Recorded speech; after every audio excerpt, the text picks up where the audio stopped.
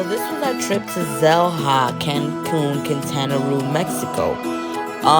Let me start off by saying I messed up big time by forgetting my GoPro, which eventually ended up messing up anyway. So I just got a new one last night after going to the Bahamas and having another mess up.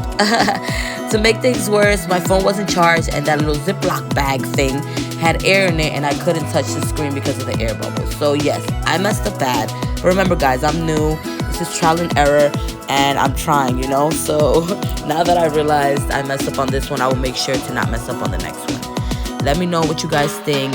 Unfortunately, you know, it shows no justice on how beautiful the stingrays and the fish were, but that's fine.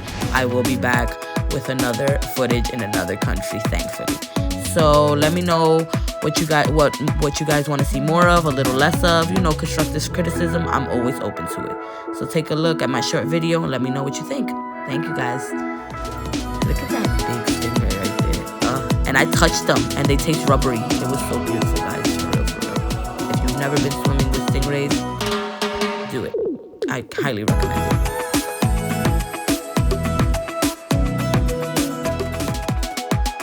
So we look like astronauts underwater. And those things that they put on our head on top of the water weighed 60 pounds.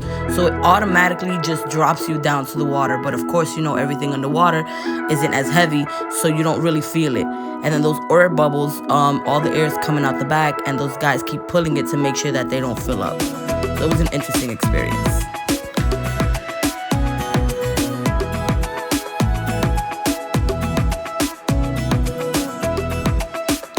Sure to subscribe, guys. I got a lot more content coming for you. Like I said, I'm new, I'm editing, I'm trying. I love y'all. Thank you very much.